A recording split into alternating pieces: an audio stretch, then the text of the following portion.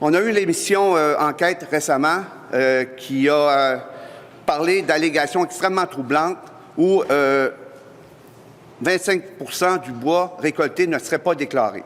Je tiens à faire une nuance ici, OK? Moi, je pense qu'il y a autant de citoyens corporatifs dans le monde de la forêt que dans les autres domaines. À mon avis, certaines entreprises le pratiquent allègrement et d'autres ne le font pas.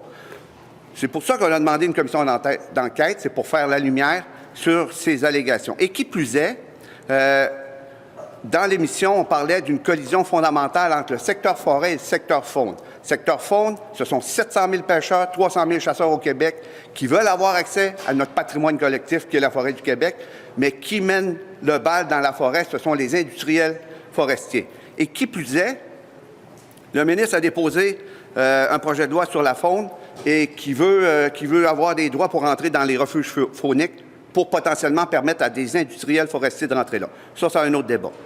Deuxième élément, donc on a l'émission Enquête avec les allégations. Deuxième élément, la résidualité. Qu'est-ce que ça veut dire, la résidualité?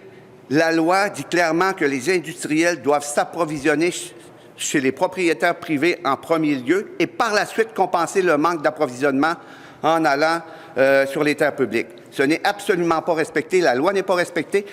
C'est pire que ça. Les industriels acquièrent de plus en plus de droits de coupe sur les terres publiques et diminuent leur achat de bois sur les terres privées. Ce n'est pas le même écosystème. Les propriétaires privés n'ont pas le même code de gestion que celui des grands entrepreneurs. Les privés font attention à leur patrimoine et ne vont pas faire de coupe à blanc comme ça se fait sur les terres publiques. D'où le désintérêt de l'industrie à aller chercher le bois chez les privés, qui pourtant génèrent énormément d'économies au Québec. Si je ferais un lien avec Enquête, puis je ne le ferais pas directement, mais le propriétaire privé, il sait ce qui sort de sa forêt. Il connaît la valeur de ce qui est produit. Tandis que, donc, on ne peut pas détourner du bois des propriétaires privés. Les travaux sylvicoles, c'est la même chose. On a un manque de prévisibilité chronique. Les entreprises et les travailleurs ne savent pas au mois d'avril où ils vont travailler en mai, quand et pour quelle période. Donc, c'est un milieu qui est, écoutez, qui manque de synchronité, où on n'a pas de prévisibilité, puis ça crée une pénurie de travailleurs. Le prix du bois, on a atteint des prix de 1 400 $ le 1000 pieds. Ce que ça veut dire, un pied de bois, c'est 12 par 12 par 1 pouce. Donc, un mur de 10 pieds d'eau par 100 pieds de long, ça vaut 1 400 $.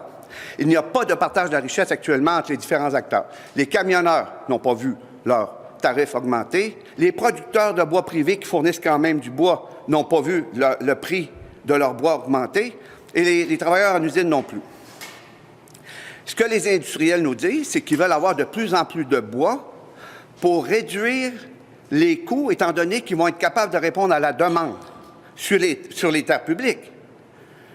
Résultat des courses, rareté au Québec. On est obligé maintenant d'utiliser des poutrelles en aluminium pour bâtir des maisons au Québec dans un contexte où on a des forêts publiques qui produisent une quantité phénoménale de bois qui s'en va aux États-Unis. Et moi, je considère que c'est inacceptable. L'accès à la propriété pour les jeunes familles du Québec est en train de reculer. Et, soit dit en passant, nous sommes les derniers au Canada en termes d'accès à la propriété. L'accès à la propriété recule.